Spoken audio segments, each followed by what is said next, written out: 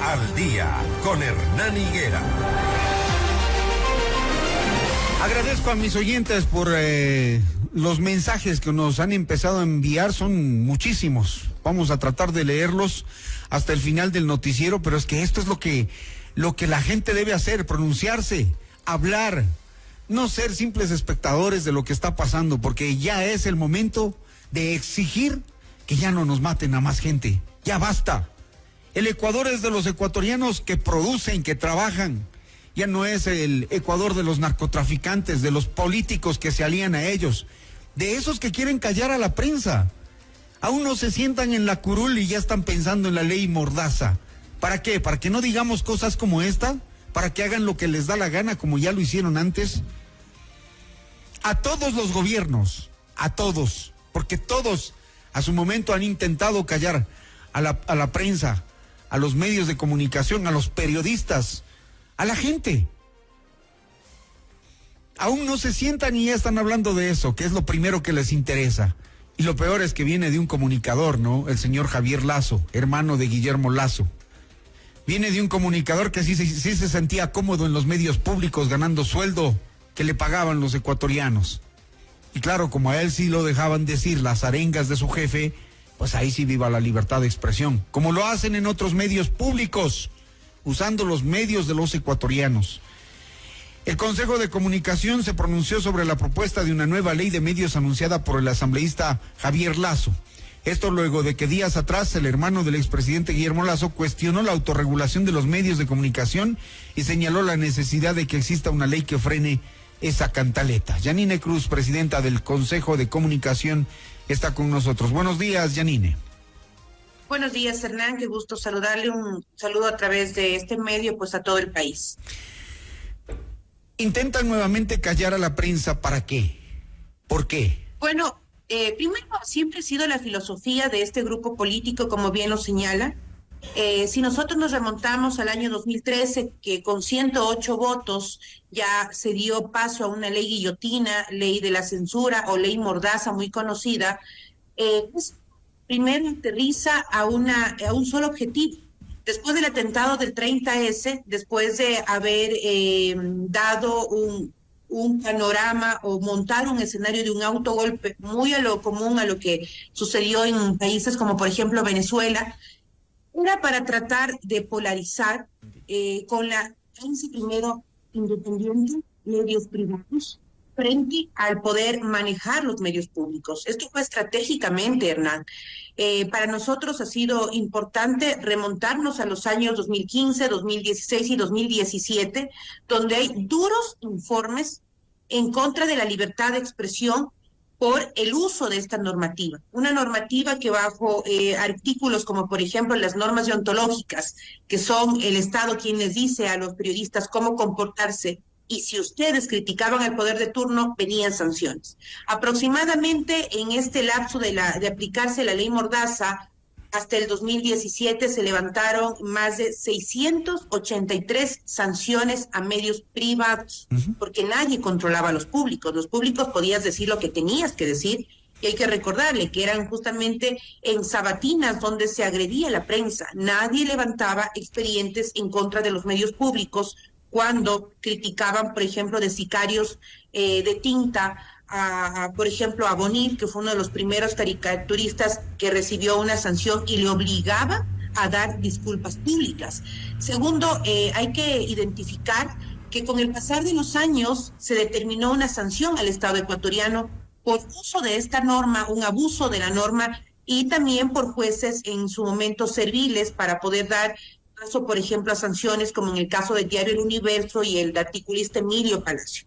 Lo que no entiende estas personas o este sector político es lo que usted decía al inicio del noticiero, que hay un tema clarísimo de inseguridad. El año pasado 9 colegas salieron porque fueron amenazados por cubrir noticias delicadas como por ejemplo el tema de las bandas y las muertes en las cárceles. Hace pocas semanas salió ya un colega a otro país. Entonces el enemigo es la inseguridad y no nos parece adecuado, humano, que frente a la ola de violencia que también sufre por criticar, por cuestionar y por investigar el tema del narcotráfico, hoy quieran imponer un nuevo enemigo que es una normativa para perseguir. Entonces, definitivamente, estos modelos, yo digo del socialismo del siglo XXI, porque si uno se remonta a los años, desde el 2004, Venezuela siguió con este modelo. En toda la región, ¿no? En toda la región. Argentina, Bolivia y la... Es que eso les permite hacer lo que quieran, pues. O sea, les permite tapar todo lo que no quieren que se difunda. Les permite bloquear las investigaciones. Les permite que la ciudadanía no conozca para que así los idolatren más. No, y otro tema importante que usted dice, Hernán, que hacía referencia en aquel entonces al linchamiento mediático. Ningún periodista podía cuestionar a un funcionario público, porque bajo esta normativa de linchamiento mediático se blindaban. Entonces, para este grupo político es interesante que venga nuevamente esta normativa para blindarse y para que no se pueda cuestionar. Por recordará también, como al son de pedir las copias de los programas, se levantaban expedientes. Entonces son situaciones que realmente no van en contra de un país democrático, no van en contra de un país de libertades. Y yo digo, dejen a los periodistas tranquilos. Hubiese sido interesante que presenten una propuesta para controlar los medios públicos, porque hasta el día de hoy vemos prefecturas, alcaldías, que tienen medios públicos que son agencias de marketing. Ese es uno de los requisitos que se necesita debatir. Son centrales de campaña, para que no exceso. Centrales de campaña con parlantes, eso es lo que son. Y se permiten juzgar y criticar a colegas como nosotros.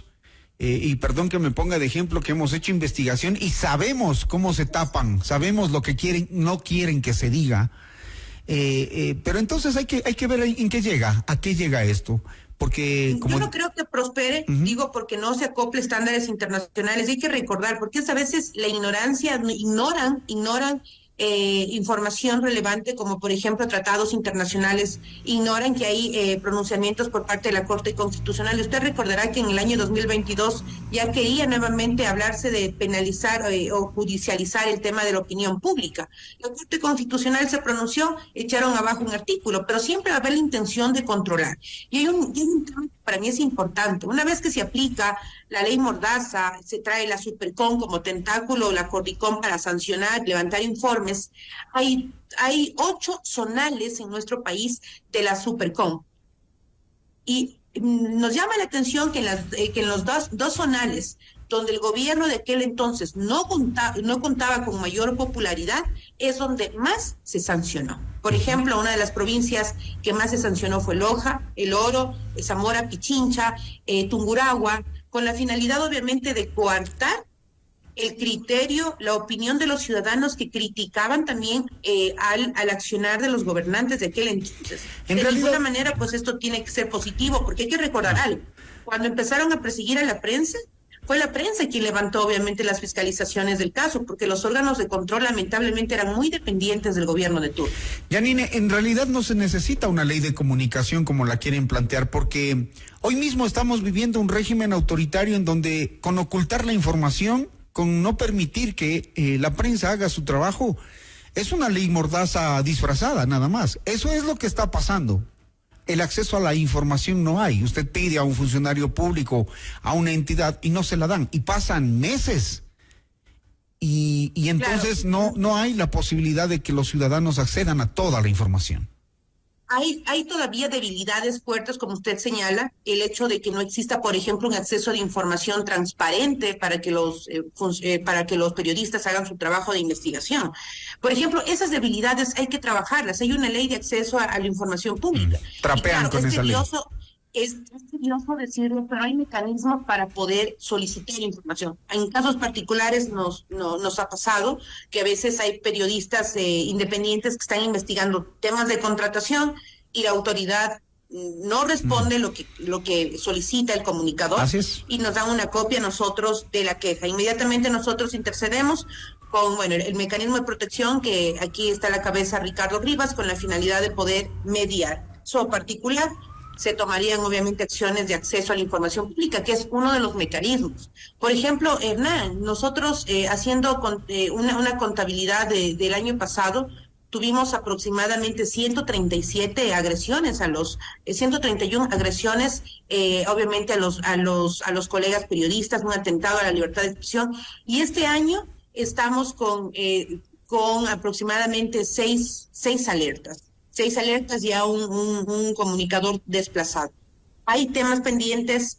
Si usted, por ejemplo, ingresa a la página del Consejo, tenemos un visor donde usted ve por cada año y cada provincia si es agentes del Estado, si vienen por parte de funcionarios del Estado. Y claro, una de las tipologías que nosotros analizamos es justamente cuando un funcionario público no trastoca el interés de la prensa o del periodista. De no entregar, por ejemplo, de eso vivimos todos los días. Hay inclusive ciertos funcionarios que se creen intocables. Hay alcaldes que todavía interponen acciones a periodistas. Ahí es donde nosotros ingresamos con la defensa legal. Eso le decía, no hay una ley mordaza vigente, pero hay una estrategia mordaza. Eso sí hay. Lo ha venido existiendo, ¿no? Cuando se debatió la ley en el 2019, la reforma del 2019, realmente fue muy complicado porque siempre hubo un sector político que quería controlar bajo el tema de normas deontológicas, y en el 2022 igual, siempre va a haber esta clase de falta de cordura con la normativa internacional. Por eso, en el último debate de la Ley Orgánica de Comunicación fue un retazo de todos los sectores políticos. Y aquí es lo que no permite tener una ley que garantice al 100% un campo, obviamente, de mejores posibilidades para el quehacer profesional. Esperemos que sea como usted dice, que no progrese esa propuesta, porque sería un retroceso, y lo otro, la perjudicada al final sería la ciudadanía, que se limitaría de conocer toda la información de lo que pasa en el país. Así es, nosotros estaremos atentos porque seremos los primeros en accionar para echar abajo esa normativa que no tendría garantías internacionales. Muy gentil, Janine, muchas gracias. Un buen día. Un abrazo, Hernán.